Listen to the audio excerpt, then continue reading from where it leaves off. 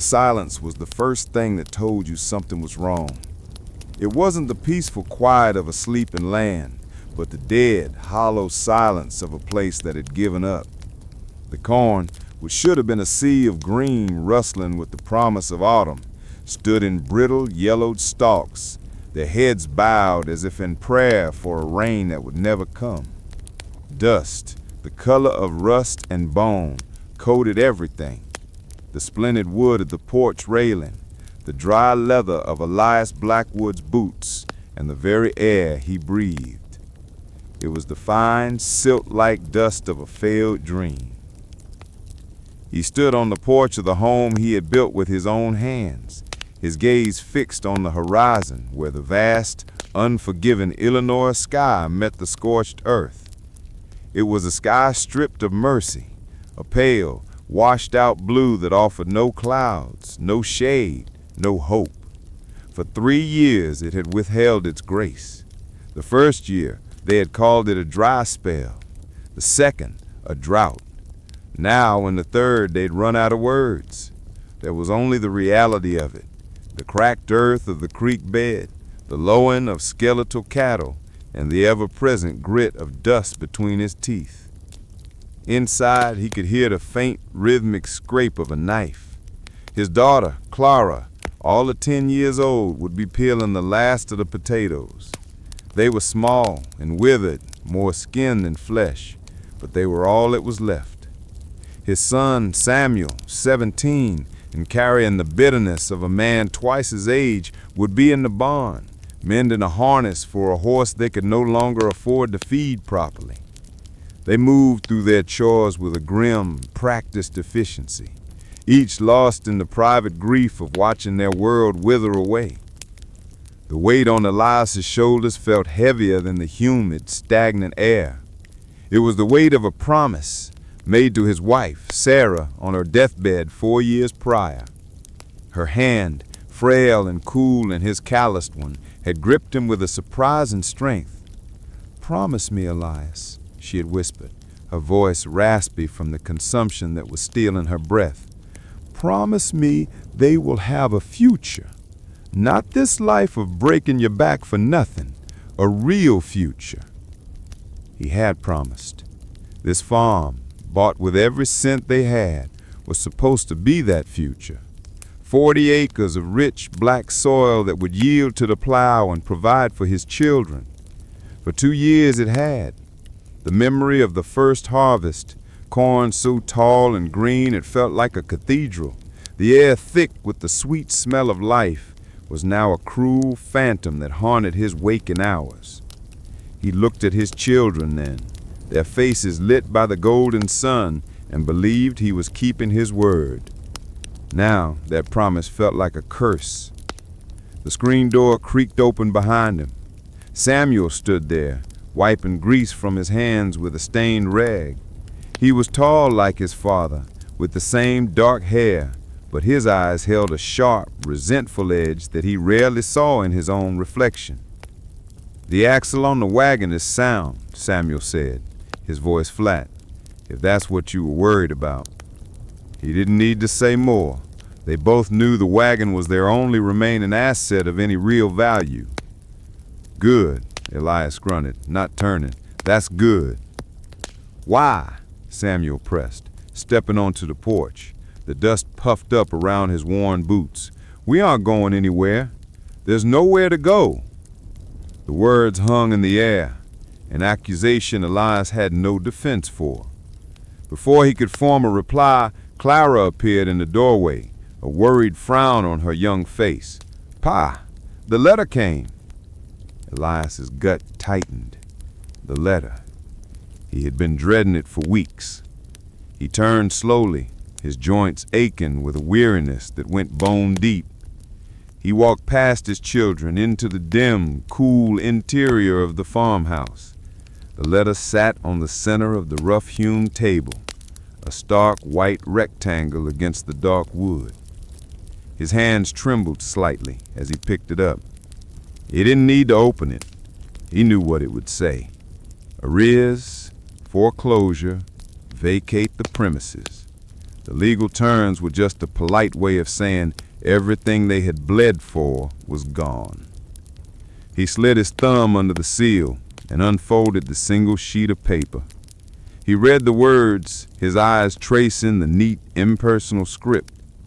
Samuel and Clara watched him, their silence a tangible thing in the small room. When he was done, he folded the letter with deliberate care and placed it back on the table. He looked at his children, at the fear in Clara's wide blue eyes and the defiant anger in Samuel's. The time for pretending was over. "Pack your things," he said, his voice sounding like stones grinding together. "We're packing our things. Whatever you can't live without, we're leaving." Clara gasped. "Leaving? Where we going, Pa?" "West," Elias said, the word feeling foreign and vast on his tongue. "Oregon. There's land there. Green land." "Oregon?" Samuel's voice was a blade. "That's half a world away.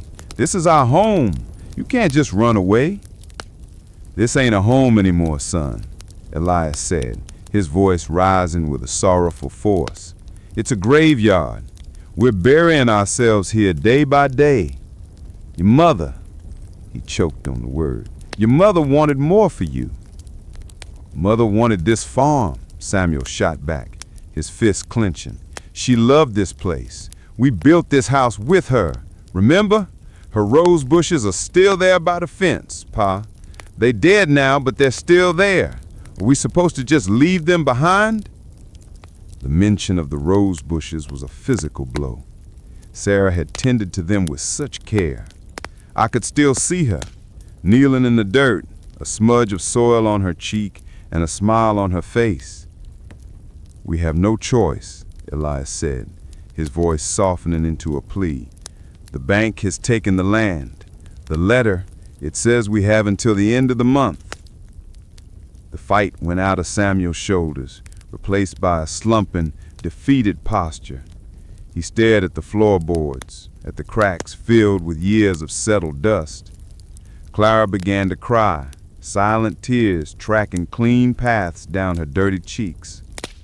"I don't want to go," she whispered. "All my friends are here."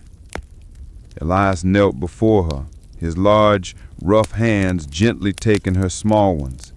"I know, sweet pea, I know, but we'll make new friends. And I promise you," he felt the word catch in his throat, "I promise you, we will find a place where things grow again, a place like your mother always dreamed of."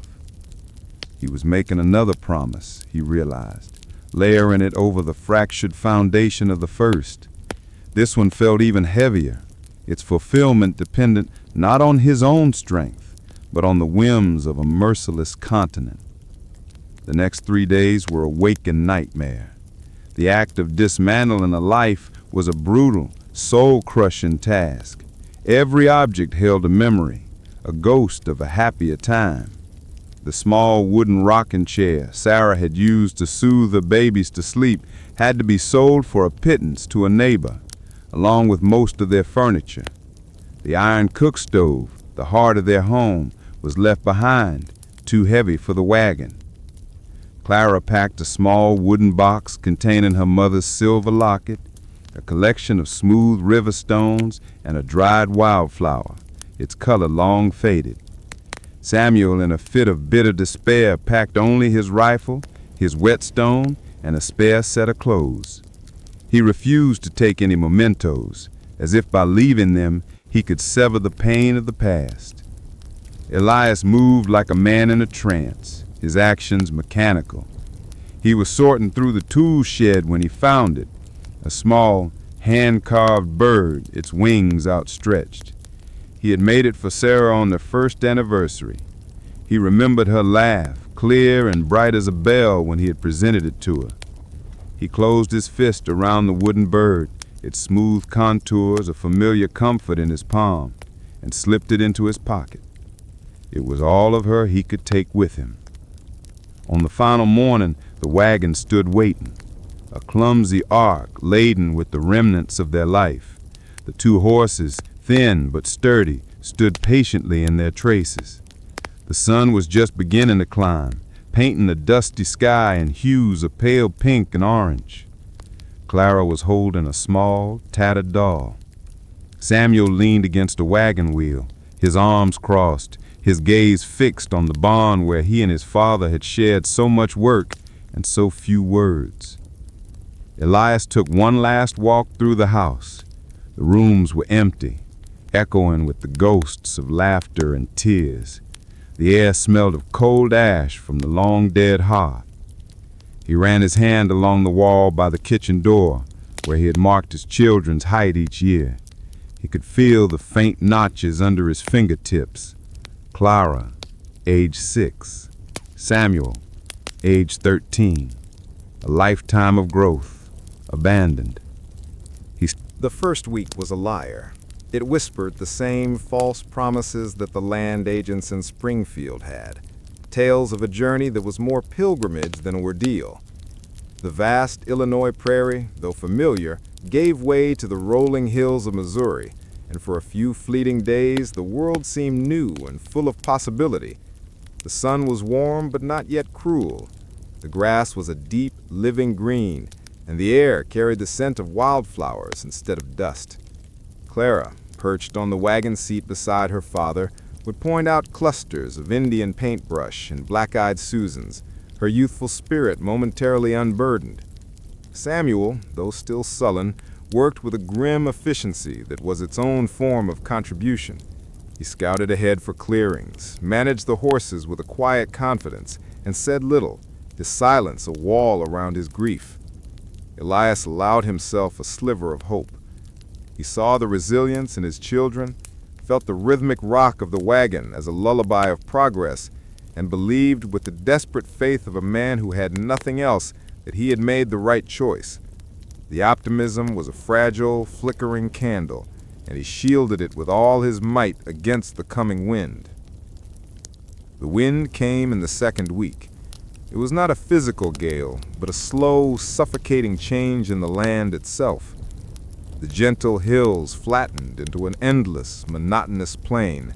The sky, once a source of wonder, became an oppressive, empty bowl of pale blue, stretching to a horizon that never seemed to get any closer.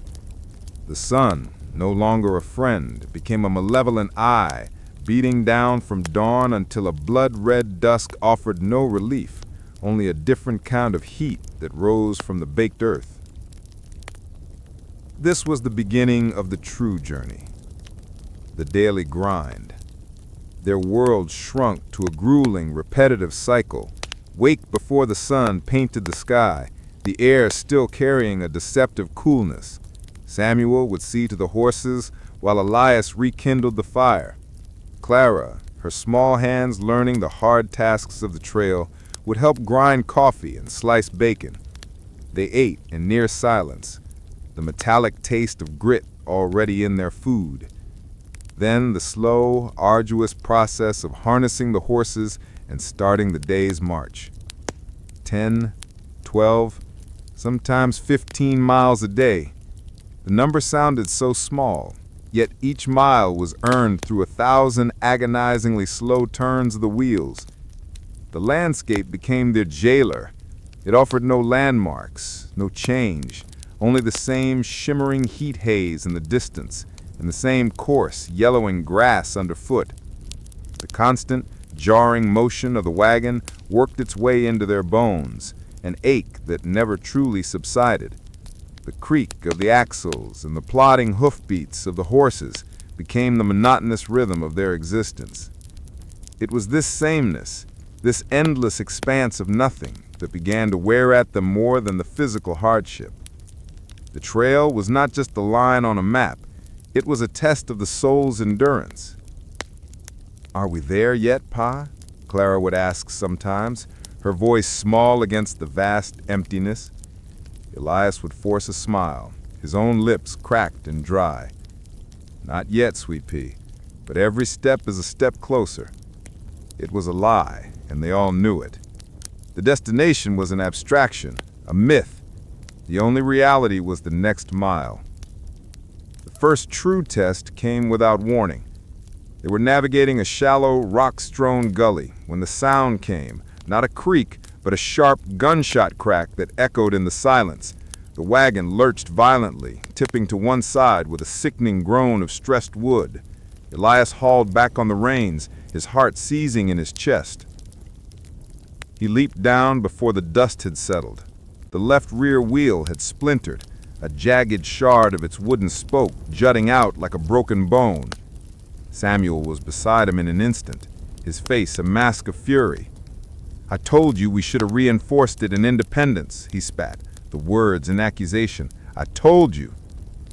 "There wasn't time and there wasn't money," Elias snapped back, his own fear sharpening his voice. "Accusations won't fix it. Get the tools." The repair was a brutal, Herculean task under the relentless sun. They had to unload half of their precious cargo, piece by painstaking piece, to lessen the weight. Using the jack, a simple screw mechanism that seemed woefully inadequate, they hoisted the corner of the heavy wagon. The work was slow and punishing. Sweat poured from them, stinging their eyes and plastering their shirts to their backs. The metallic clang of Elias's hammer against iron braces was the only sound for hours, a desperate battle against their predicament. Samuel worked with a coiled, angry energy, his movements quick and efficient, but laced with resentment. He didn't speak, but his silence screamed his frustration at his father, at their situation, at the broken promise of their lives. Elias felt it, every unspoken word a blow. He was the father, the leader. This failure was his. The weight of his promise to Sarah felt like a physical shackle, dragging him down into the dust. It was during this ordeal that another, more insidious enemy made its known: the scarcity of water. Their canteens were low, and the water in the barrel was brackish and warm. They had expected to reach a tributary of the Platte River by nightfall. Now stranded, they were forced to ration. By the second day of the repair, Clara grew listless. Her face was flushed, her forehead hot to the touch. She barely touched the small piece of hardtack Elias offered her. He would watch her, a knot of pure terror tightening in his stomach. He saw not his daughter, but a fragile wildflower wilting under the oppressive heat. He saw his wife's face and her feverish eyes. Disease on the trail was a death sentence, and it started like this: a simple fever, a quiet lethargy. He would periodically stop his hammering, go to her, and press a cloth dampened with their precious water to her forehead. "Just a little longer, sweet pea. Pa will fix it," he'd murmur, his voice rough with emotion. Samuel watched this, and for a moment the anger in his eyes was replaced by a flicker of fear. He didn't say nothing, but he began to work with a new, focused intensity, his anger channeled into the task. The shared terror over Clara's well-being became a temporary, unspoken truce. On the evening of the second day, the wheel was finally mended. It was a clumsy, ugly repair, braced with scavenged iron and hope, but it was sound.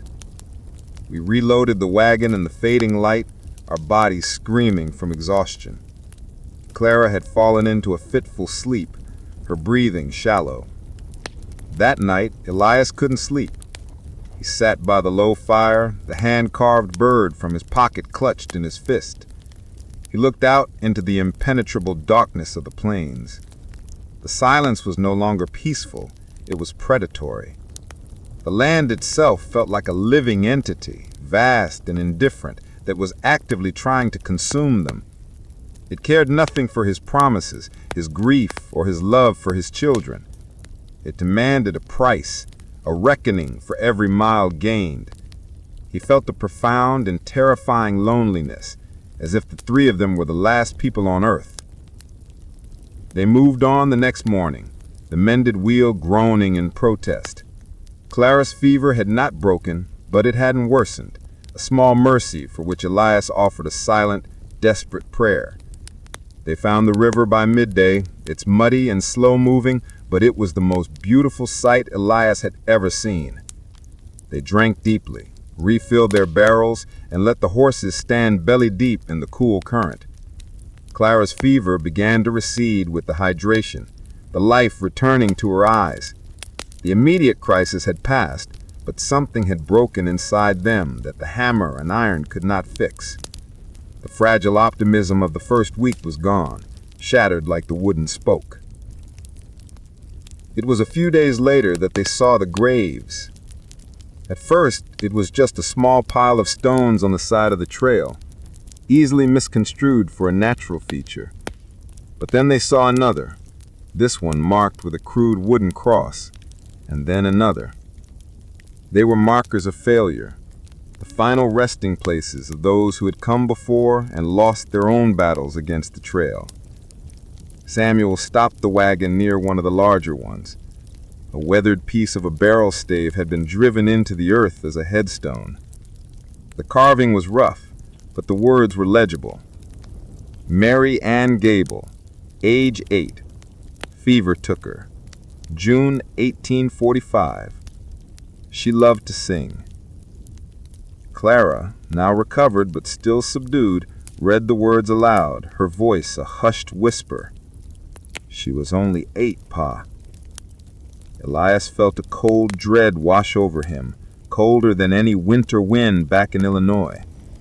He looked at Clara, her blonde hair caked with dust, her face thin, and saw Mary Ann Gable. He saw how close he had come to digging a similar grave for his own daughter. The threat of disease was no longer an abstract warning from a guidebook. It was a name, an age, and a heartbreakingly personal detail. She loved to sing. He looked at Samuel. For 2 weeks after the broken wheel and Clara's fever, the Blackwoods were an island in a sea of grass. The initial terror of their solitude had given way to a numbing, watchful acceptance. The world was stripped down to its barest essentials: water, forage for the horses, and the slow westward crawl of the sun. The silence was their constant companion, a heavy blanket that smothered conversation and turned each of them inward. Elias was locked in a grim battle with his own doubts, Samuel in a silent war with the world, and Clara in a quiet retreat from the harshness of it all. They were a family bound by blood, but a chasm of unspoken grief and fear was opening between them. The change came, as it so often did on the plains, without preamble. It started as a dark speck on the eastern horizon, a blemish against the sunrise that slowly, over the course of a morning, resolved itself into a wagon. Elias saw it first, his hand instinctively going to the rifle that now rested permanently beside him on the seat. "Samuel," he said, his voice low. His son, walking alongside the wagon to spare the horses, needed no further instruction. He unslung his own rifle from his shoulder, his movements fluid and practiced. For an hour they watched the other wagon gain on them, a slow, deliberate pursuit. There was no hiding on the prairie. Every encounter was a confrontation, a question that had to be answered, friend or foe. As it drew closer, they saw it was a single sturdy wagon, pulled by a pair of powerful-looking mules. A lone figure sat at the reins. He was a powerfully built black man, his shoulders broad enough to strain the fabric of his simple homespun shirt. He did not wave or call out. He simply kept his pace, allowing the distance between them to shrink until they were within hailing distance. Elias pulled his team to a halt, the wagon groaning as it settled. Samuel took up a position beside the front wheel, his rifle held loosely but ready.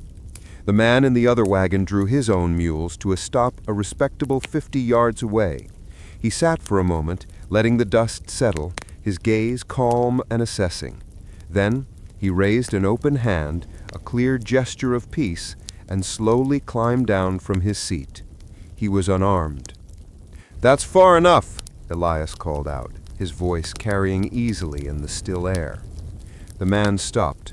"Just looking to share the road for a spell," he called back.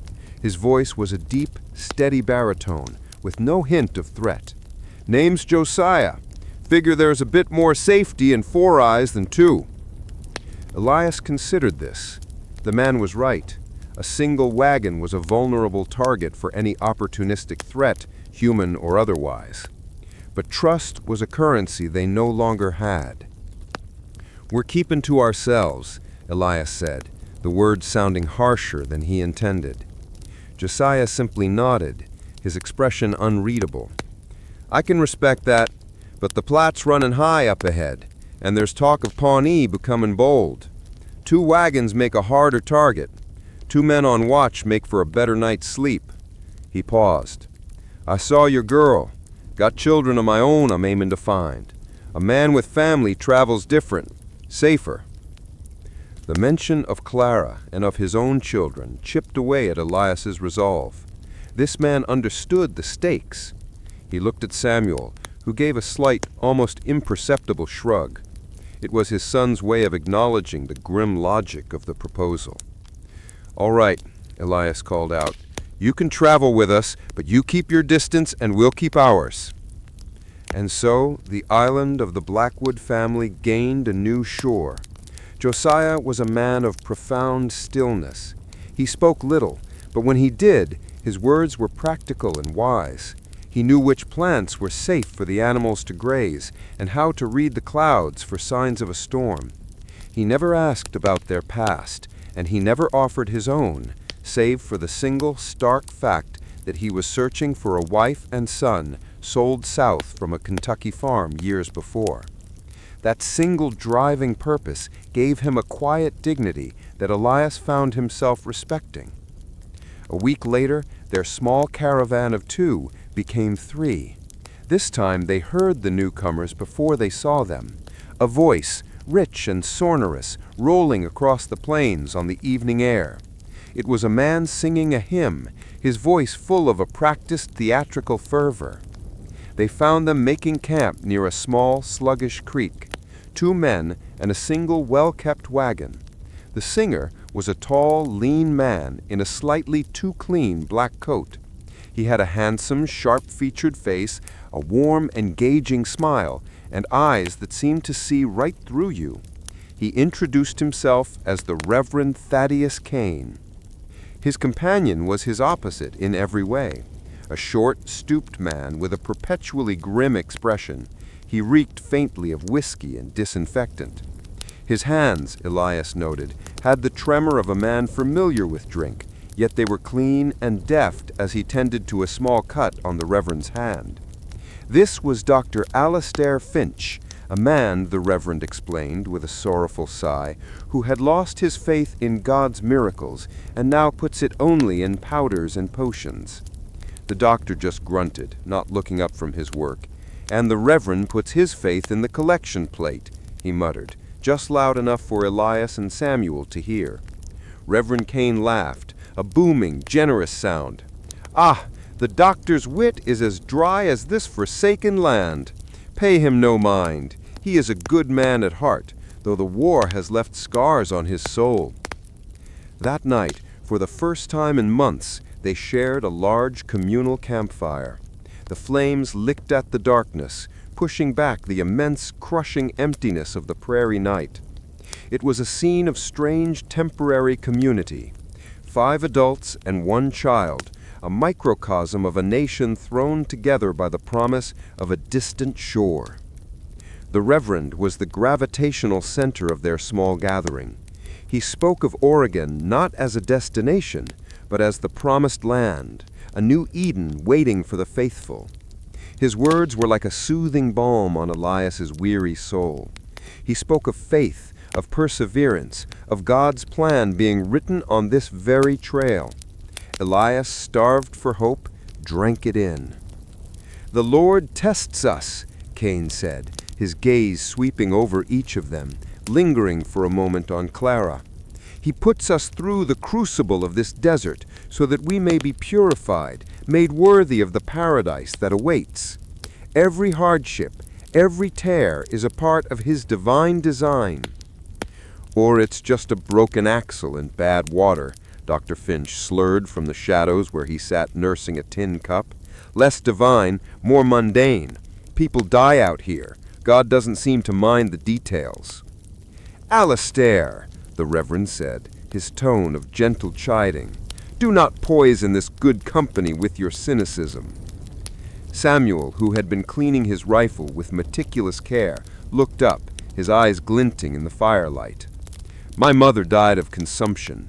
My sister nearly died of a fever a few weeks ago. What part of God's design was that?"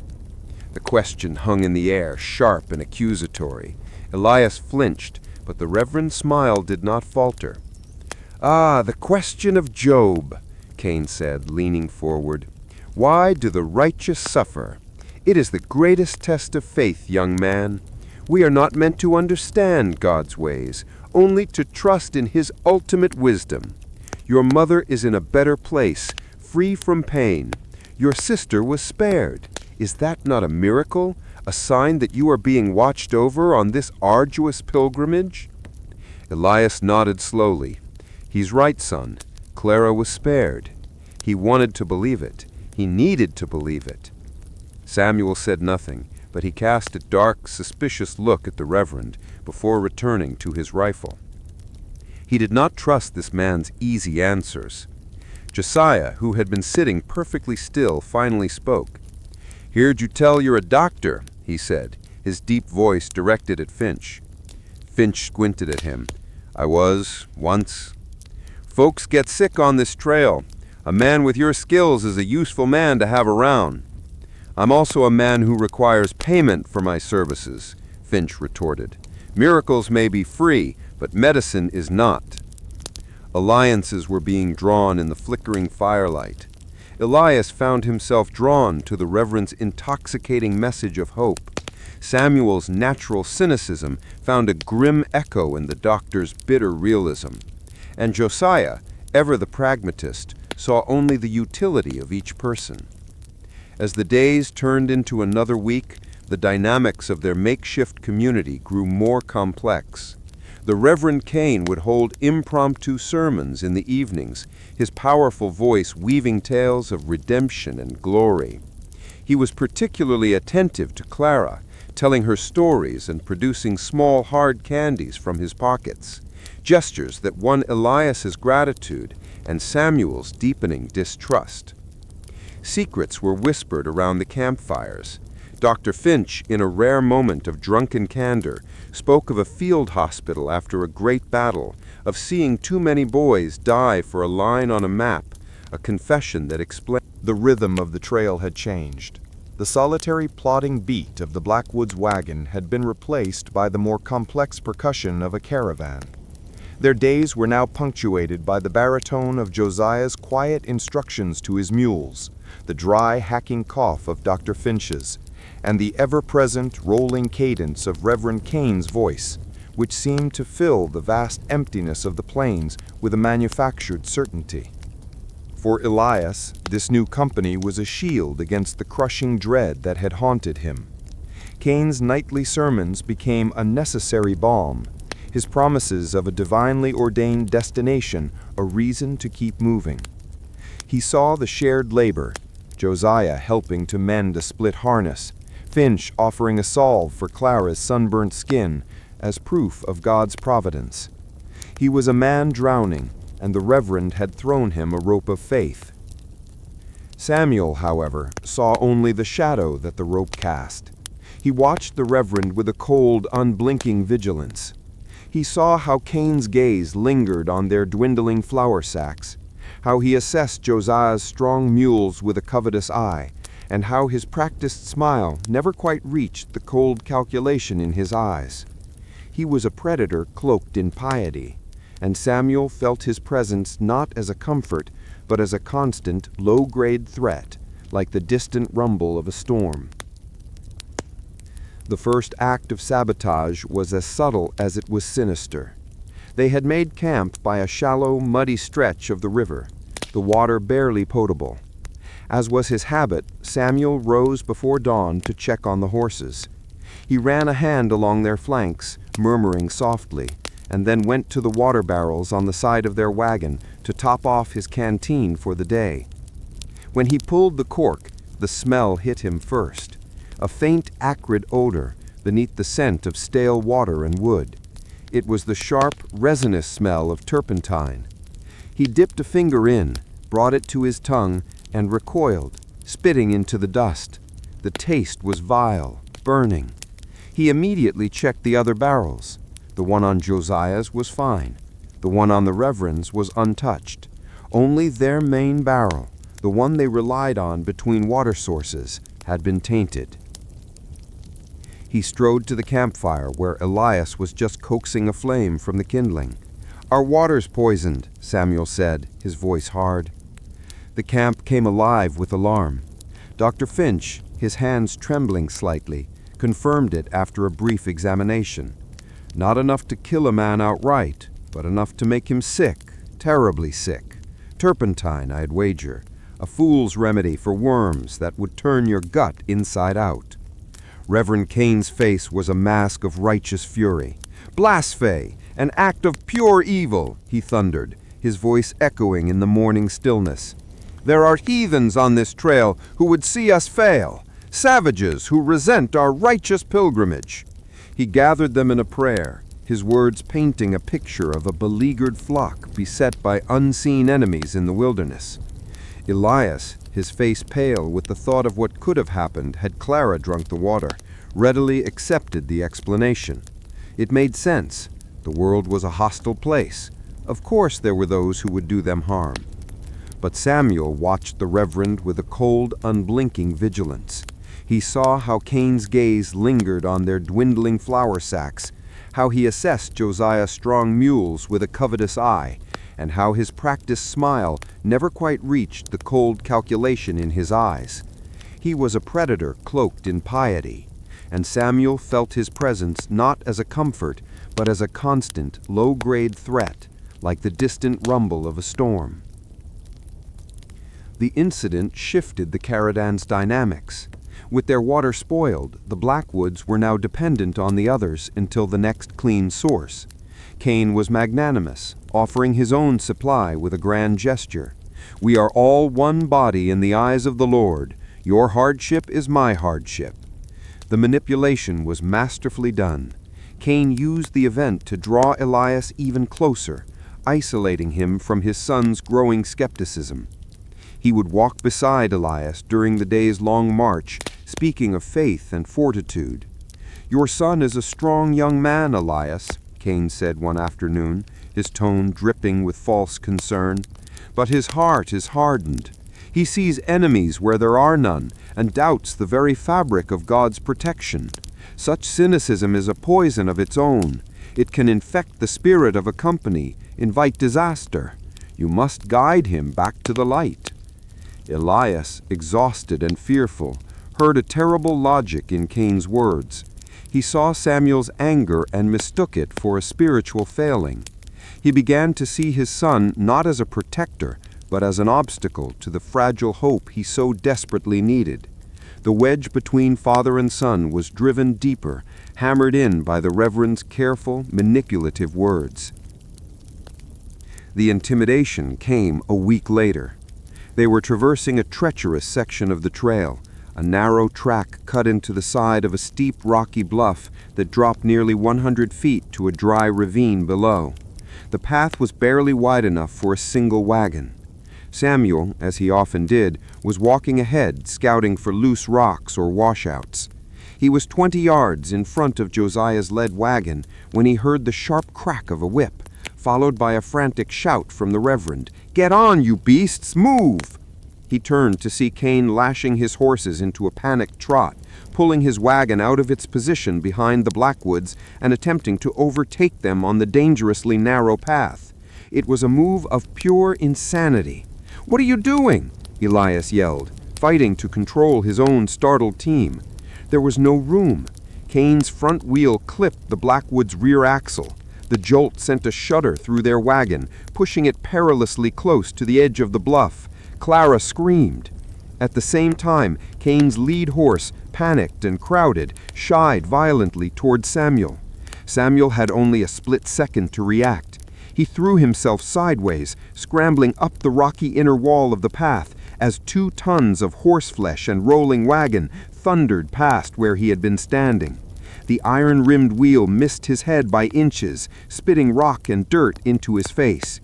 The caravan shuddered to a halt. Kane fought to bring his sweating, wide-eyed horses under control. "My apologies," he yelled, his voice strained. "A snake on the path. Spooked the team. Thank God no one was harmed." Elias's heart was pounding against his ribs. He looked at Clara, who was white-faced and trembling, and then back at the precarious angle of his wagon. A few more inches and they would have gone over. He accepted Kane's explanation because the alternative, that it had been deliberate, was too monstrous to contemplate. But Samuel knew. As he picked himself up, his hand scraped and bleeding, he met Kane's eyes across the chaos. For a fleeting instant, the mask of the concerned preacher was gone. In its place was a look of cold, reptilian assessment, the look of a man measuring a threat. There had been no snake. That lashing, that sudden, reckless surge, had been a message. It was a warning. I can remove you. That night, the tension in the camp was thick enough to cut with a knife. Samuel was silent, his anger a cold, burning ember. He sat apart from the others, cleaning his rifle with a deliberate, menacing slowness. Elias, shaken but unwilling to see the truth, tried to restore a sense of normalcy, but the easy camaraderie was gone, replaced by a brittle unease. Josiah, who had seen the whole thing, watched everyone, his face an impassive mask. He moved his wagon a little farther from Kane's, a small but significant gesture. Dr. Finch drank more than usual, his eyes darting nervously from Samuel to the Reverend. He knew more than he was letting on. The confrontation came after Clara was asleep. Samuel walked into the center of the firelight, his face grim. He held up a length of leather, a check rein from his horse's harness. "This was cut," he said, his voice ringing with conviction. "About halfway through. I found it this morning. It would have held for a while, then snapped the first time the horse was put under any real strain, say on a steep climb, or if a driver wanted to create a panic." He threw the leather strap at Kane's feet. "There was no snake, was there, Reverend?" Kane looked from the strap to Samuel's face, a slow, pitying smile spreading across his lips. "Son, your grief has curdled into paranoia. You seek villains in the shadows because you cannot face the harsh realities of this journey. Stop it," Samuel snarled. "Stop playing the holy man. You poisoned our water to make us dependent on you. You tried to push us off that bluff. You see us as an obstacle. Why?" "Samuel, that's enough," Elias boomed, rising to his feet. "You will not accuse this man. He's not what he says he is, Pa. Open your eyes. He's a parasite, living off the hope of desperate people. He's no more a reverend than I am." The accusation hung in the air. The smile finally vanished from Kane's face. The benevolent mask dissolved, revealing the cold, pragmatic core beneath. He was no longer the shepherd of a flock. He was a rival wagon master, and his ambition was laid bare in the sudden hardness of his eyes. "Your son is perceptive, Elias. He's right. This trail isn't about God's grace. It's about arithmetic. Supplies, water, speed." The prairie had become a place of ghosts. In the week that followed their schism with Reverend Kane, every distant dust cloud, every shadow in the tall grass became a potential threat. They traveled with a tense, coiled vigilance, a small, defiant knot of four against the vastness. Elias drove the wagon, his rifle across his lap.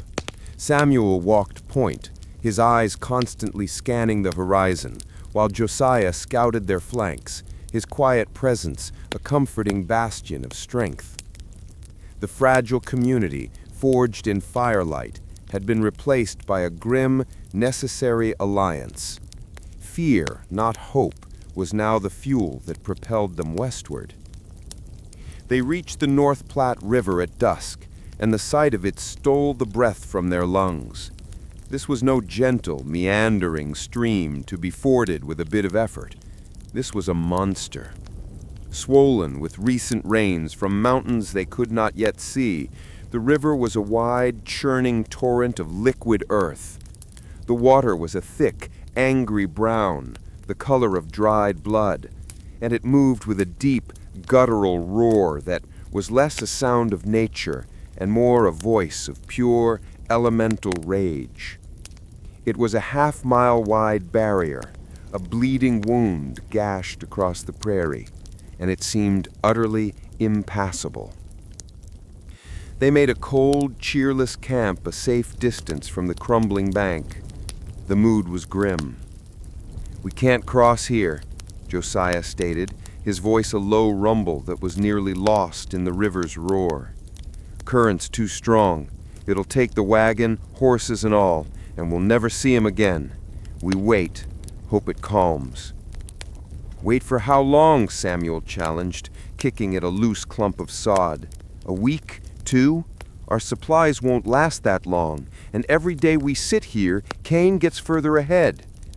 The thought of the duplicitous preacher escaping, succeeding, was a bitter pill he could not swallow.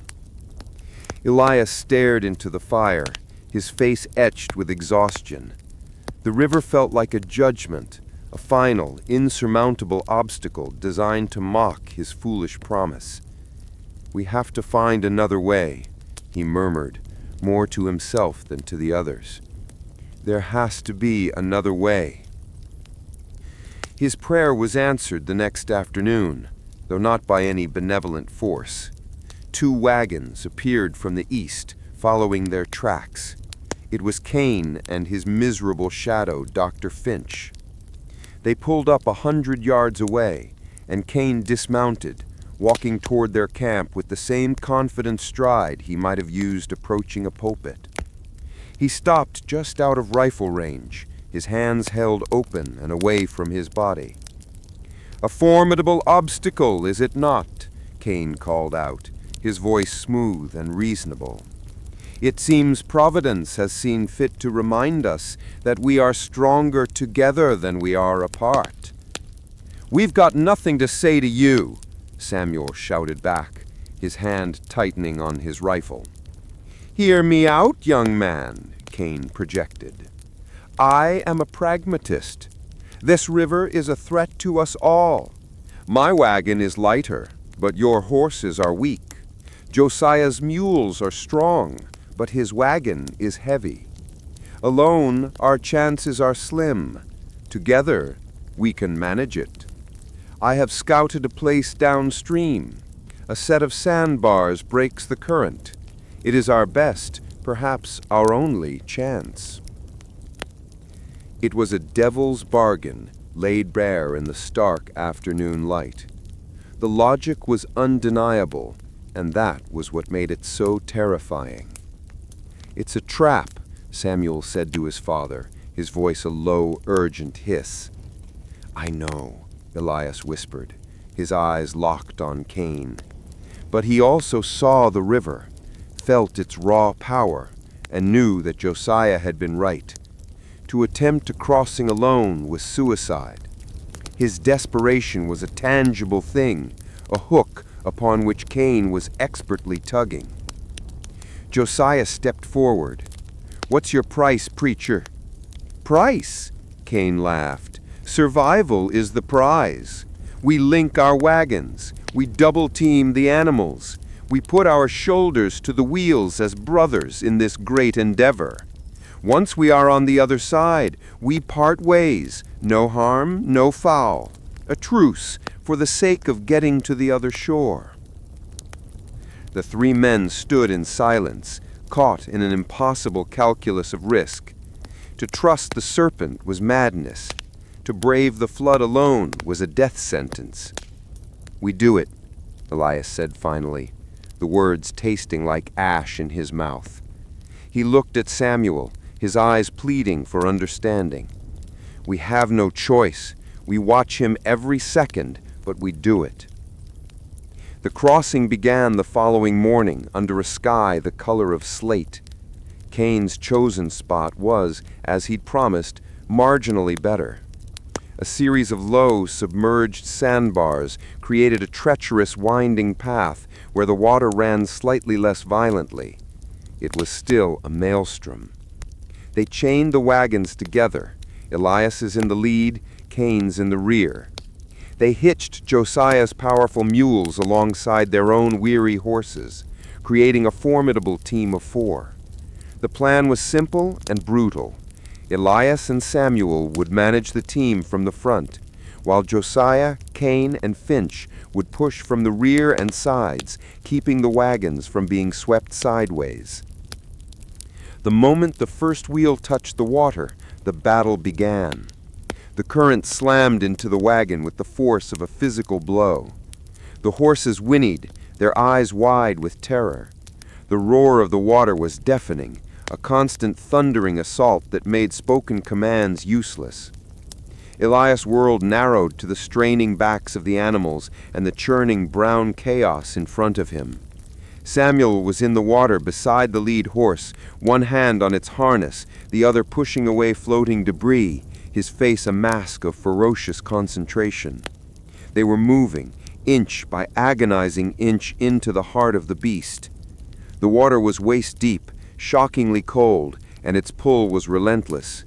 Every step was a struggle against being swept off their feet.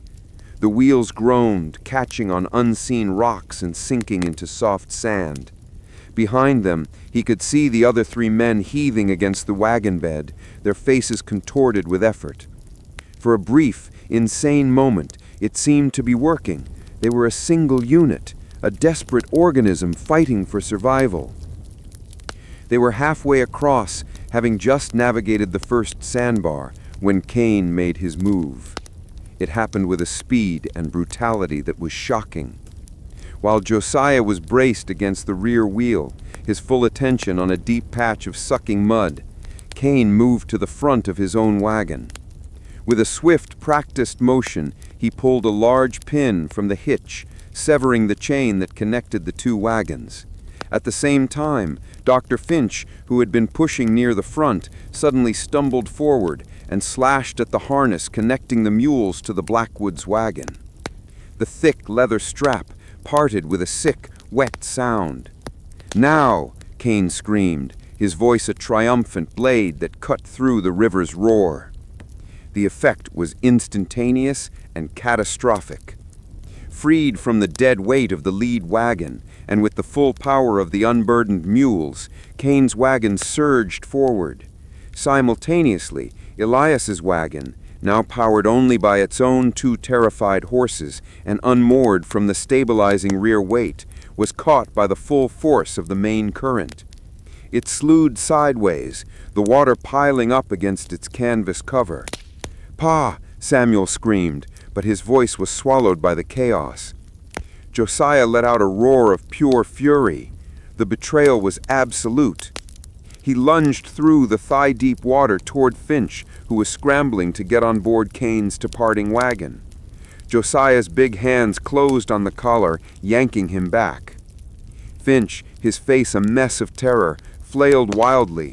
He slipped on a slick rock, his head cracking against the iron rim of a wheel with a sickening thud. He went limp in Josiah's grip and was immediately torn away by the current, a ragdoll in the brown torrent. A slick of dark crimson briefly bloomed on the water's surface before being consumed by the silt-heavy river. Elias was fighting a losing battle. The wagon was tipping, its contents, their entire life, shifting with a terrible groaning sound. Clara was screaming from inside the lurching vehicle. Samuel abandoned the horses. He fought his way back to the wagon, his only thought for his sister. "Clara, get out! Climb out!" he yelled, clawing at the canvas. Cain, now clear of the disaster, did not look back. He whipped his stolen team, forcing the powerful mules toward the far bank, leaving them all to die. The wagon gave a final, shuddering lurch. A wheel lifted off the riverbed, and the entire structure began to capsize. This was it, the end. The river would take them. But it was Josiah who saved them. Despair has a sound. It is not the sound of weeping or the sharp cry of anguish. It is the hollow, roaring silence that remains when everything else has been washed away. For Elias Blackwood, that sound was the ceaseless thunder of the North Platte River, a hungry beast that had swallowed his past and his future in one greedy gulp.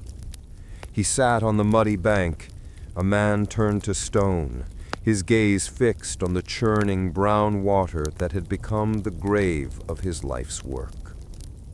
He was numb. The cold that seeped into him from the wet ground was no match for the deeper glacial cold in his soul. His children, his reason for being, were nearby. Clara huddled under a threadbare blanket that had miraculously snagged on a willow branch, and Samuel, a grim specter, trying to coax a flame from a pile of damp twigs. Josiah stood guard a short distance away, a monolithic silhouette against the bruised purple sky, his stillness a testament to a grief as profound and silent as Elias's own. But Elias felt an entire world away from them. He was no longer on the banks of the Platte. In his mind, the roar of the floodwaters faded, replaced by the gentle lapping of a different river in a different lifetime. He was a younger man, his hands unscarred, his heart full of a hope so bright it was almost painful to remember. He was standing on the green banks of the Ohio River, the late afternoon sun filtering through a canopy of oak and maple trees, casting a golden filigree on the water. Sarah was beside him. He could feel the warmth of her hand in his, see the way the sunlight caught the auburn strands in her hair. She wasn't the frail, ghost-like woman from his final memories, but the vibrant, laughing woman he had married. They were watching a steamboat move majestically downriver, its paddle wheel churning the water into white froth. It represented a world of commerce, of cities, of a life they were choosing to leave behind. "Are you sure about this, Elias?" she had asked, her voice a soft melody against the river's hum. "Illinois is a long way. It will be a hard life." He had turned to her, his heart swelling with a certainty that felt as solid as the earth beneath his feet. "It will be our life, Sarah, our own land, no one to answer to but God and the seasons, a place where our children to grow strong and free, not cooped up in some dusty factory town." He squeezed her hand. "I promise you, I'll build you a home. I'll give them a future. I swear it, on this river, on this sky, on everything I am." That was the promise. Not the one whispered at her deathbed, which was just a desperate echo, but the original vow, born of love and boundless optimism on the banks of the Ohio River. It was a promise of a beginning, and here he was, at the end of all things, its memory a cruel and exquisite torture. The river of his memory was green and full of life. The river before him was red-brown and smelled of death and mud. The promise felt like the most profound lie he had ever told. A shadow fell over him. Samuel stood there, his face streaked with soot from his failed attempts at a fire. He looked older than he had that morning. The last traces of boyhood had been scoured from him by the flood, leaving behind the hard, unyielding lines of a man forged in crisis. "Get up, Pa," Samuel said. His voice wasn't angry, not anymore. It was flat, stripped of all emotion save a grim determination. Elias didn't move. He didn't even look at his son. "There's no point," he whispered, his voice a dry rasp. "It's over." "No, it's not." Samuel nudged him with his foot, a gesture that was not disrespectful, but urgent. "Clara is freezing. Josiah's found a handful of berries that won't poison us. I need you to get up. I can't do this alone." The plea, the admission of need from his fiercely independent son should have moved him, but the weight of his failure was too immense. "I can't," Elias said, shaking his head slowly. "I broke my promise to your mother. Everything, all of it, gone." For a long moment, Samuel was silent. He looked at his father's slumped shoulders, at the embodiment of utter defeat. Then he knelt in the mud, bringing himself level with Elias. "Do you think she'd want this?" Samuel's voice was low, but it had an edge like honed steel. "Do you think she'd want you to sit here and die in the mud because a thief stole our wagon? Is that what she was? A woman whose memory is so weak that it gets washed away with some flour and a rocking chair?" Elias flinched as if struck. "Don't you talk about your mother that way." "I'm not," Samuel pressed, his gaze relentless. "I'm talking about you. Her promise wasn't about a wagon, Pa. It wasn't about 40 acres of land in Oregon. It was about us."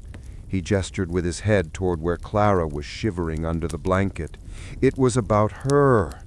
You're so busy mourning the things we lost that you're forgetting what we still have." The words were a brutal, necessary surgery on Elias's soul. He looked past Samuel and saw his daughter, her small face pale, her eyes wide with a fear that tore at him. He saw Josiah, a man who had lost just as much, yet stood tall, a silent sentinel watching over them. And he truly looked, for the first time, at his son.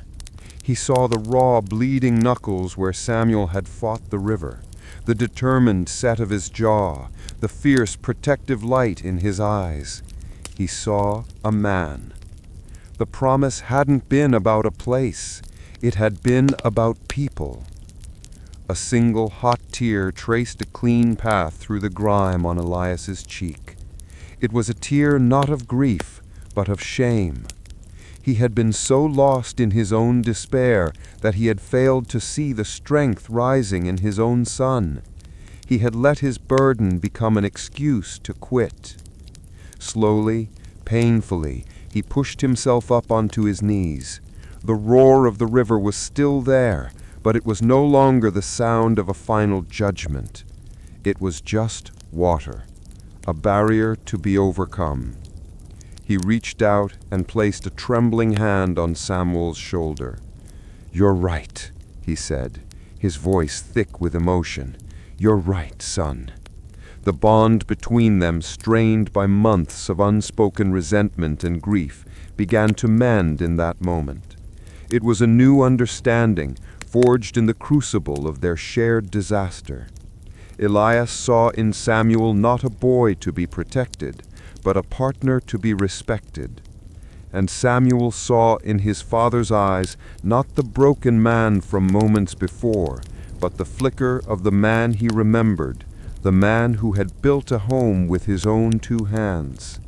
Josiah walked over, his heavy footsteps soft in the mud. He carried a small makeshift torch, a piece of canvas wrapped around a stick, somehow lit from Samuel's fire, which had finally caught. The small flame danced in the growing darkness, a tiny, defiant pinprick of light against the overwhelming gloom. It was a miracle of its own. "We will not stay here," Josiah said, his voice a calm anchor in the storm of their emotions. "The cold will kill us. There is a bluff a mile back. We can find shelter from the wind there. We will survive the night.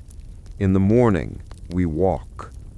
"Walk where?" Elias asked, the practical despair returning, but this time without its soul-crushing weight. "We have nothing, no food, no tools." "We walk west," Samuel answered, his voice ringing with a conviction that left no room for doubt. "We will follow him. Cain has our food. He has our supplies. He has Josiah's mules. Everything we need to survive, he has. We will get it back." This was the new promise. It was not a grand dream whispered on the banks of a peaceful river. It was a grim vow, unspoken but understood between them in the flickering firelight on the edge of their own destruction. It was a promise not of a distant Eden, but of immediate survival and righteous justice. It was a flame of shared humanity, a bond that provided the strength to endure the darkness. Elias looked at his children, the only legacy that mattered, and felt the first stirrings of a new, harder hope. They were fighting not for a piece of land anymore, but for each other, and that was a cause far more powerful than any dream of a farm in Oregon. The world had been stripped of all color. After days of walking, the vibrant greens and blues of the prairie had faded in their vision, bleached by hunger and exhaustion into a uniform, dusty gray. They were ghosts haunting a dead landscape. Survival had become a brutal, primitive calculus, the number of miles walked versus the gnawing emptiness in their bellies. Each sunrise was a curse, illuminating a horizon that never changed. Each sunset brought a cold that sank deep into their bones, a cold that their pathetic, sputtering fires could not ward off. Clara, who had shown such resilience, was fading. She rarely spoke, and her small, thin frame seemed to shrink with each passing day. She stumbled often, and Samuel had taken to carrying her on his back, his own strength being consumed by the dual burden of her weight and his own starvation. Elias walked in a trance of guilt and prayer. He prayed for sustenance, for a sign, for the strength to endure, but the sky remained a silent, empty canvas.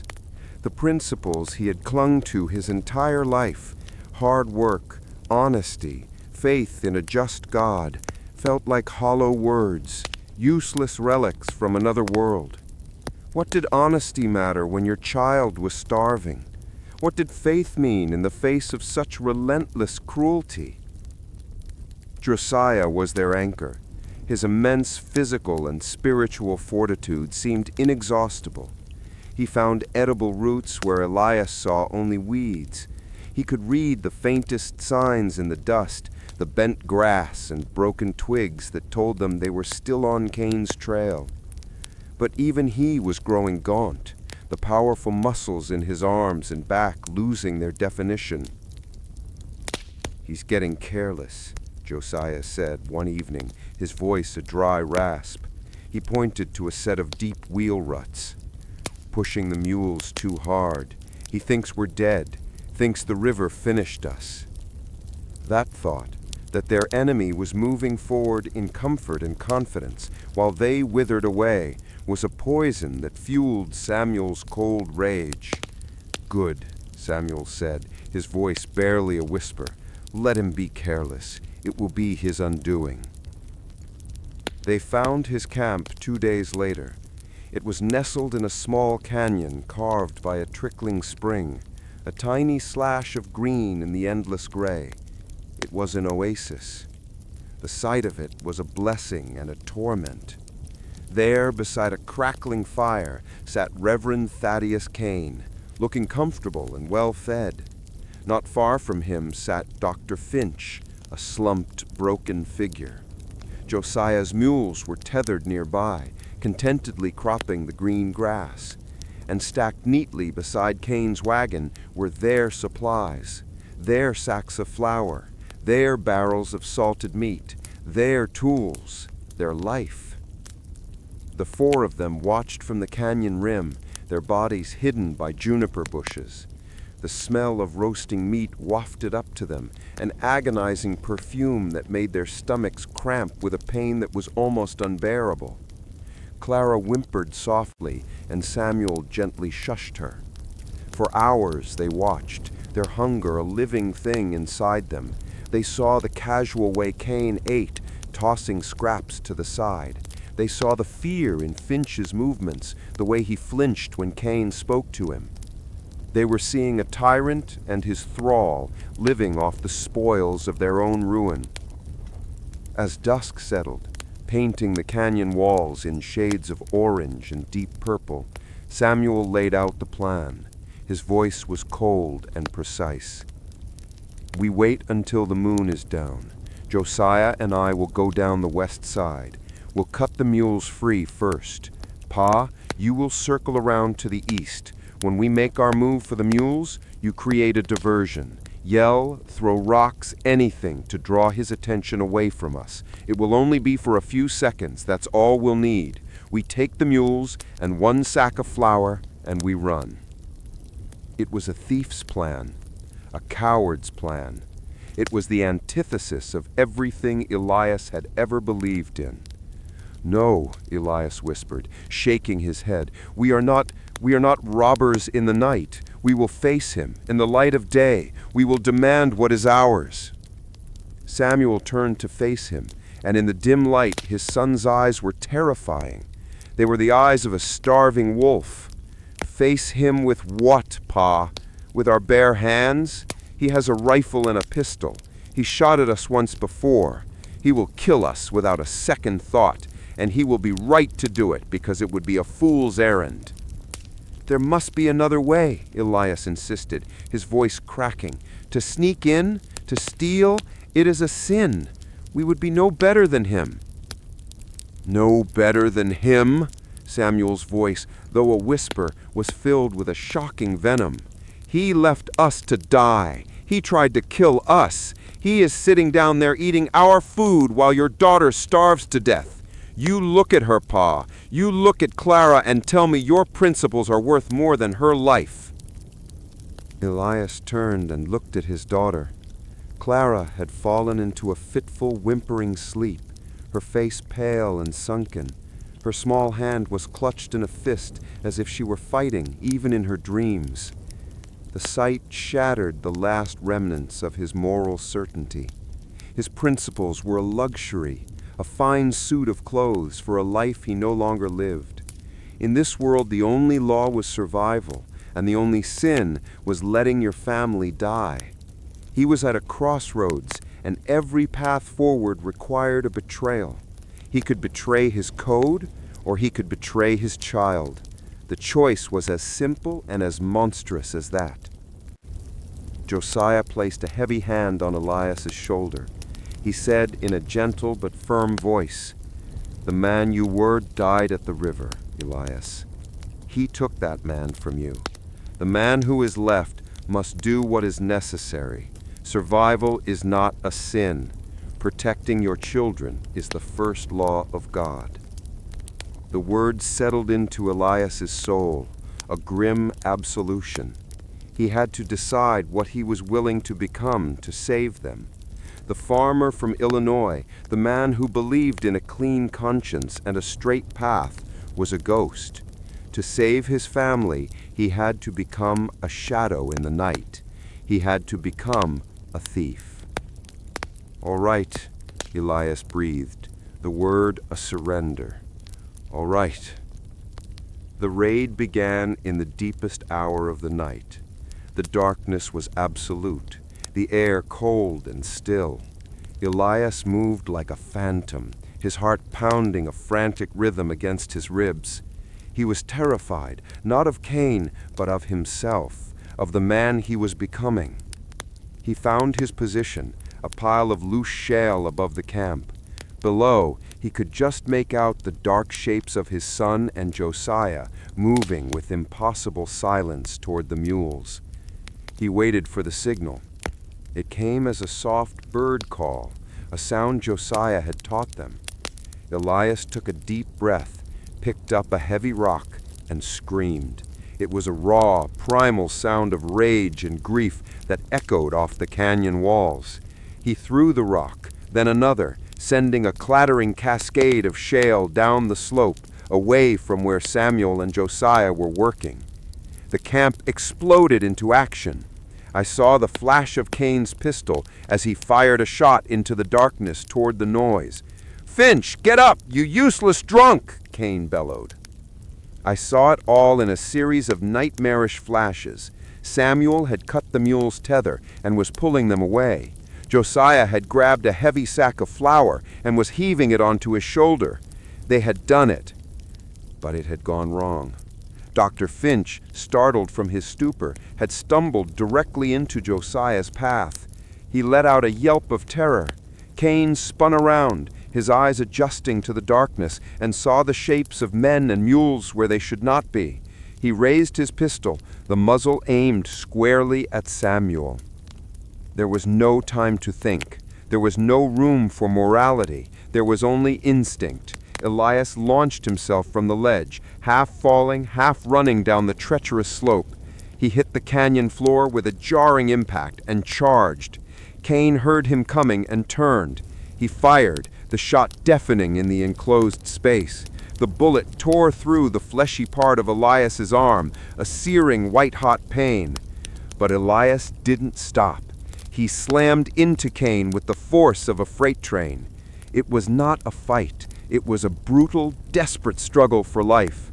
Elias was no longer a farmer. He was an animal, driven by the singular imperative to protect his young. He grabbed the pistol, twisting it from Cain's grip. He brought his fist down on Cain's face, felt the crunch of bone. He was filled with a terrible, righteous fury. He was committing a violent act, and in that moment it felt more honest than any prayer he had ever uttered. "Go!" Elias roared at Samuel and Josiah.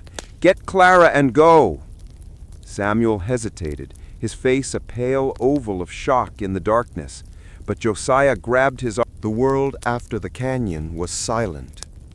It wasn't the vast, empty silence of the plains they had grown accustomed to, a silence that had once felt lonely but pure.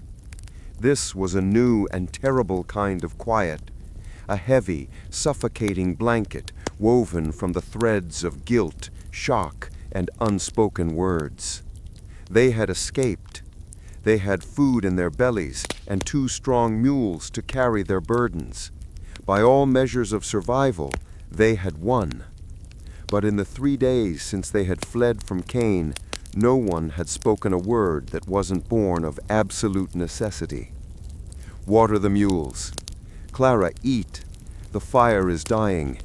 Each phrase was a flat, dead thing, dropped into the oppressive silence before being swallowed by it.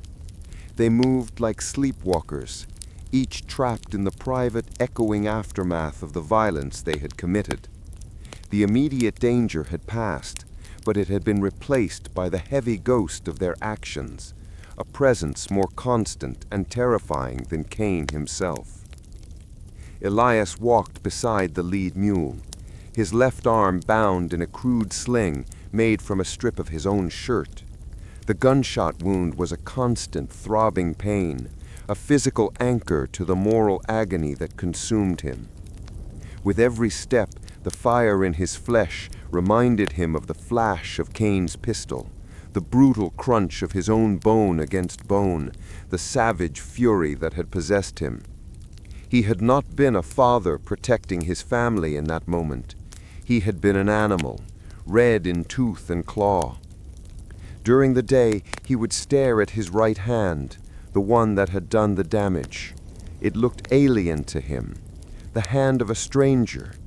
This was the hand that had held his wife's, that had built a home, that had gently corrected his son's grip on a hoe. Now it was the hand of a thief and a brawler, a thing of brute force. The farmer from Illinois was dead, and this new man who inhabited his skin was a monster he did not know and did not want to be. His guilt was a physical weight pressing down on him, making every breath a conscious effort. He had betrayed every principle he held dear, and worse, he had done it in front of his children. Samuel walked ahead, his rifle held in a perpetual state of readiness. He did not look back. He scanned the horizon, his focus entirely on the trail, on the possibility of a threat. But his rigid posture was a lie. Inwardly, he was reeling. He had gotten what he wanted, survival, retribution. He had pushed his father to this crossroads, and his father had made the terrible, necessary choice. He had watched his quiet, God-fearing father transform into a creature of primal violence, and the image was seared in his mind. He felt a grim, bitter justification when he looked at Clara, now riding one of the mules, her cheeks slowly regaining a hint of color. His logic had been sound. Their actions had saved her life, yet there was no victory in it. He had saved her life by shattering their family's soul. A chasm had opened between him and his father. Before, he had chafed under his father's authority. Now there was a different kind of distance, a shared complicity that felt more like an estrangement. They were no longer father and son in the same way. They were partners in a crime, and the shared knowledge of it was a wall between them. Josiah was the quiet center of their fractured group. He moved with a heavy, deliberate grace, his face an unreadable mask of stoicism. He had lost the most in the river: his wagon, his supplies, his only means of continuing the search for his family. Yet he had fought for them, bled for them. He had been a part of the raid, his strength essential to its success, but the silence clung to him as well. He was a righteous man on a righteous quest, and now that quest was being fueled by a violent theft. The once unifying dream, for Elias a new home, for Josiah his family, now seemed like a hollow echo, a destination that could never be reached by the changed people they had become. The silence was broken, not by a man, but by a child. They had made camp in the shadow of a low butte. The fire was lit, and Samuel was mixing a thin gruel of flour and water in a tin cup.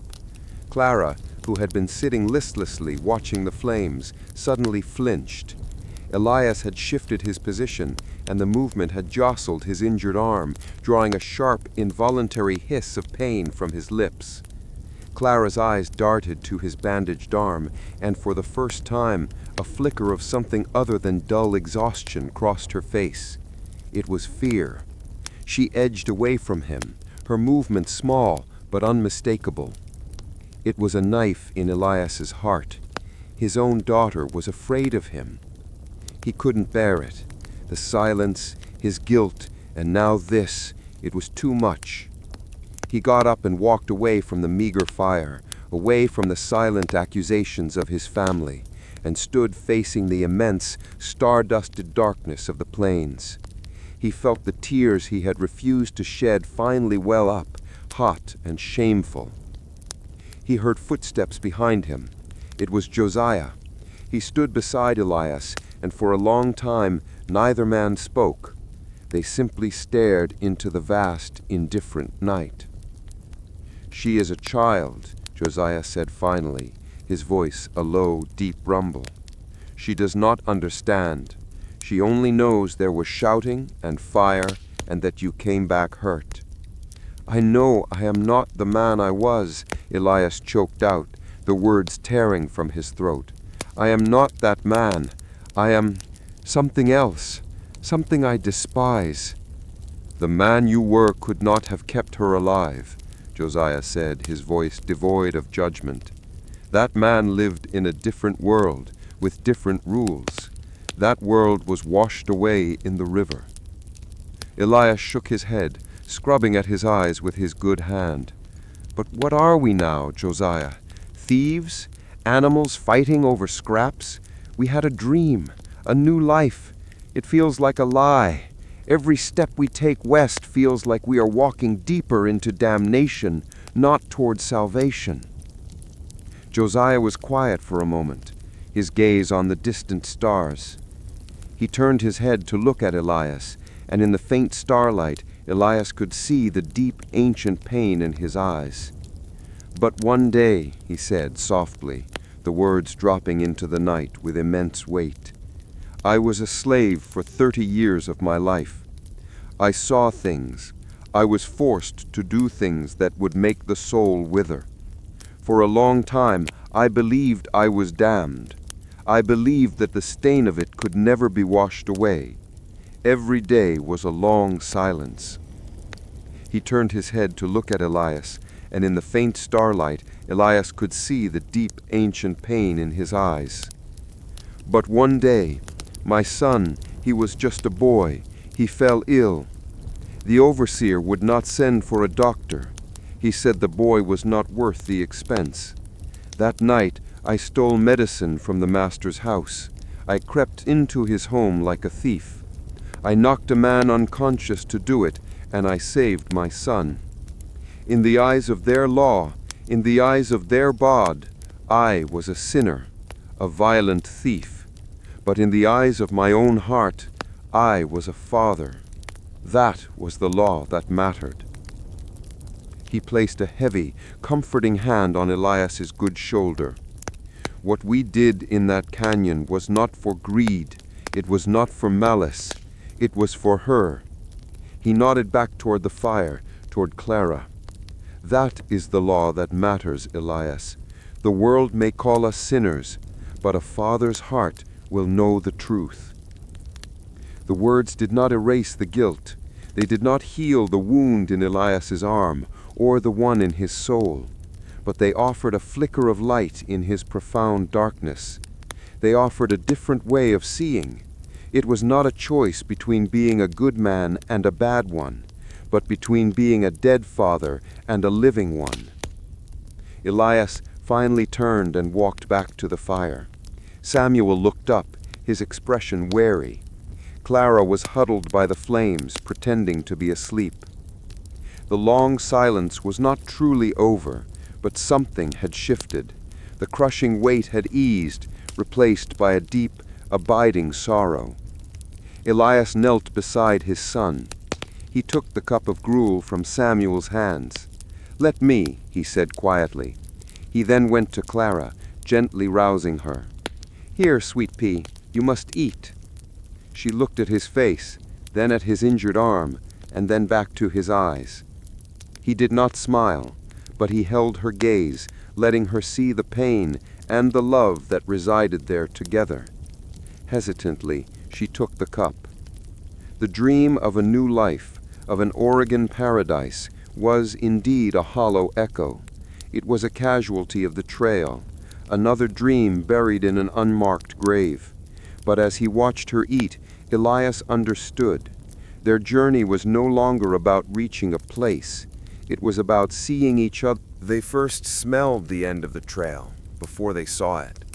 It was the scent of the Pacific Ocean, a faint, briny tang carried on a wind that was cool and damp, a world away from the dry, dusty air of the plains. After months of relentless, sun-scorched struggle, the change was so profound it felt like a dream. Then came the green, not the sparse yellow green of the prairie, but a deep, vibrant, almost impossibly lush green of towering firs and ancient cedars. When they finally crested the last rise in the Cascade foothills and looked down upon the Willamette Valley, a collective ragged breath escaped their lips. It was here, the destination, the last horizon.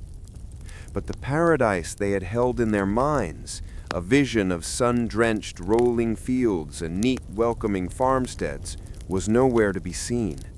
What lay before them was a raw, brooding landscape shrouded in a constant, weeping drizzle. The sky was a low, bruised gray ceiling from which the rain fell not with the violence of a prairie storm, but with a tireless, penetrating persistence that seemed to soak the very soul. "This is it?"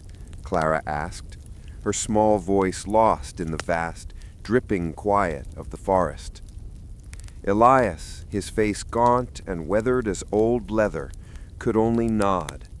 The hope he had nurtured like a secret flame felt small and pitiful against this immense, somber reality. Their small party, Elias, Samuel, Clara, and Josiah, made their way down into the valley. The trail devolved into a treacherous track of slick, sucking mud that pulled at the mules' hooves and clung to their boots. Their journey's end was not a town, but a settlement, a raw, chaotic wound in the wilderness called Oregon City.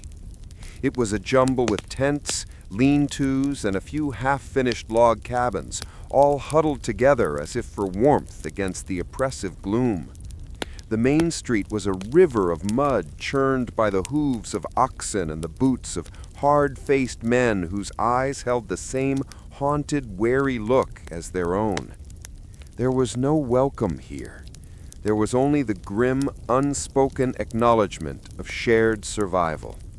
These were the men and women who had made it, the ones who hadn't been claimed by the river, the fever, or the trail. They were the desperate and the determined, and they guarded their small footholds in this new world with a jealous suspicion. The dream, Elias knew, was not truly real until they had the deed. The land office was a small, crude cabin with a line of muddy, impatient men snaking out its door. They waited for hours, the rain dripping from the brim of their hats, listening to the snippets of angry conversation around them. Claim jumpers said the survey was wrong. Ain't no law here but what a man makes for himself. The air was thick with the tension of land disputes and the promise of lawlessness. When they finally stood before the land agent, a small, harried man with ink-stained fingers and tired eyes, the last vestiges of their dream turned to dust. "Blackwood," he mumbled, shuffling through a stack of messy, hand-drawn maps. "Let's see. The prime parcels along the river were claimed last year. Most of the good bottom land is spoken for." I stabbed a finger at a section on the map. "There's 160 acres here, but the title's disputed. A man named Gable filed on it, then a man named Kane registered a counterclaim." The name hit them like a physical blow. Samuel stiffened, his hand instinctively balling into a fist. "Kane?" he asked, his voice low and dangerous. "That's right. Preacher, he called himself. Passed through a month ago. Paid his fees in gold coin and had 2 witnesses. Said the first claimant had abandoned the land. It's his, legally, until a circuit judge says otherwise, and we ain't expecting a judge till spring." It was the final, cruelest twist of the knife. Kane had not only survived, he had thrived. He had used their supplies, their resources to get here first and steal the very foundation of another man's dream, just as he had stolen theirs. The ghosts of the journey, the betrayal at the river, the violence in the canyon were not in the past. They were here, waiting for them, woven into the very fabric of this new land. "What else is there?" Josiah asked, his deep voice cutting through their stunned silence. The agent sighed. "There's land up in the hills, thick with timber, hard to clear, rocky soil, but it's available. Yours if you can work it." They left the land office with a piece of paper that felt more like an indictment than a promise. They had traveled 2,000 miles, endured hell, and become people they no longer recognized, all for a plot of impenetrable forest on a rocky hillside. That night, huddled under a leaking canvas shelter, the full weight of their new reality crashed down upon them. The struggle was not over. It had simply changed its form. The trail had demanded endurance. This new life demanded a different kind of strength, the strength to build a world from nothing while surrounded by the ghosts of what they had lost. "We should have let him die in that canyon," Samuel said, his voice a venomous whisper in the dark. "I should have finished it." "And what would that have made you, son?" Elias asked, his voice weary beyond measure. "The lawlessness of the trail ends here. We cannot bring it with us." "What law?" Samuel shot back. "The law that let him steal our lives and then steal another man's land? There is no law here. Only what you are strong enough to take and strong enough to hold." A deep silence fell between them. The journey had remade Samuel into a man his father barely knew, a man who believed only in the hard currency of strength and survival. And Elias, who had once believed in a moral compass, now found his own sense of true north, lost in this gray, rain-soaked wilderness. The next morning, Josiah stood before them, his few belongings bundled in a blanket. "My search is not over," he said, his gaze distant. There is word of a settlement to the south, near California, a place where other freed men have gathered. My wife, my boy, they may have heard of it." The news was expected, but it was a loss nonetheless. Josiah had become a part of our family, a silent, steady pillar of strength. "You will always have a place with us, Josiah," Elias said, his voice thick with an emotion he couldn't name. Josiah clasped Elias's good arm, then Samuel's. "You are good men. You have come this far. Do not let this place break you." He knelt before Clara and gently pressed a small, smoothly carved piece of wood into her hand. It was a bird, much like the one Elias carried. "Stay strong, little bird," he murmured.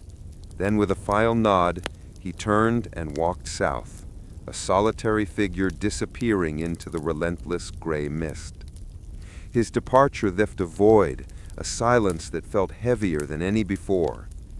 Now, there were only three. Elias, Samuel, and Clara stood together and looked at the piece of paper, their claim. They walked for half a day, leaving the chaos of the settlement behind, climbing a muddy track into the hills. They found their land.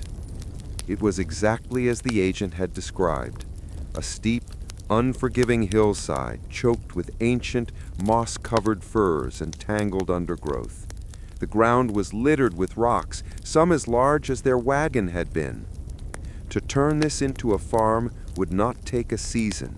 It would take a lifetime of back-breaking labor. It was not a promised land. It was a punishment. Samuel stared at it, his face a mask of bitter defeat. "This is what's left," he said flatly. "This is what we get for doing things the right way." Clara, silent for so long, finally spoke, her voice small and trembling. "I want to go home, Pa." The words broke what was left of Elias's heart. He knelt in the mud and pulled her into his arms. "I know, sweet pea, I know," he whispered, his own voice breaking. He held her for a long moment, then looked up at the towering, indifferent trees. He thought of his promise to Sarah on the banks of the Ohio, a promise of a bright and easy future. He thought of the man he had become in the canyon, a creature of violence. He thought of the long, silent journey and the ghosts that would walk with him forever. The dream of Oregon, the grand vision, was dead. It had died at the river, in the canyon, in the land agent's dusty office. And in its place, a new, harder, and more honest reality was taking root. He stood up, releasing Clara. He looked not at the whole impossible forest, but at a single straight-trunked fir tree that stood at the edge of their claim. He walked over to the mule and unstrapped the axe from its pack. The rain still fell on the Willamette Valley. After a dozen years, Elias Blackwood had come to understand that it was the land's most honest feature. It was not the spiteful, withholding rain of the Illinois drought, nor the furious, thieving rain of the North Platte. This was a patient, life-giving rain, the kind that settled deep into the soil and nurtured the roots of the apple orchard that now stood in neat, disciplined rows where a tangled wilderness had once reigned. He sat on the porch of the cabin he had built with his son, his back to the warmth of the hearth, and watched the gray sheets of water sweep across his fields. The cabin was no longer a crude shelter, but a proper home, with two sturdy additions, a stone chimney that drew true, and glass in the windows. It stood not as a symbol of victory, but as a stubborn fact, a testament to 12 years of unrelenting labor. Elias was an old man now. The journey had weathered him, carving deep lines into his face and leaving a permanent ache in his bones. His left arm, where Cain's bullet had torn through him, was stiff and mostly useless in the cold, a constant reminder of the price of their survival. He ran his good hand over the smooth, worn wood of the porch railing. His gaze drifted to the small, fenced-off graveyard at the edge of the property. There was only one grave there, marked by a simple wooden cross. It was for his wife, Sarah. They had brought no part of her with them except for his memory, but he had given her a place to rest here, at the end of the world, so that his promise might finally find its home. A comfortable silence was broken by the sound of the cabin door opening. His son, Samuel, stepped out onto the porch, a steaming mug of coffee in his hand. The years had broadened Samuel's shoulders and flecked his dark hair with gray at the temples. The hard, angry boy had been planed and sanded by time and responsibility into a formidable man. He was a leader in the settlement, a member of the territorial council, a man whose word was valued because it was never given lightly. The ruthless pragmatism that had been born in the canyon had become his greatest strength, the bedrock upon which the community's nascent laws were being built. "The rain will be good for the winter wheat," Samuel said, his voice the low, practical rumble of a man who thought in seasons and harvests. He handed the mug to his father. "It will," Elias agreed. They stood together for a moment, two pillars of a world they had built from mud and grit. The old tensions were long gone, replaced by a deep, unspoken understanding forged in the crucible of their shared past. They both carried the ghosts of the journey, but they had learned to live with them. They had never seen Cain again. Rumors had drifted back over the years of a silver-tongued man who had made a fortune in the California gold fields before being shot dead in a card game in San Francisco. Elias felt neither satisfaction nor pity at the news. Cain was just another ghost, a symbol of the darkness that lay not only in the wilderness, but in the hearts of men.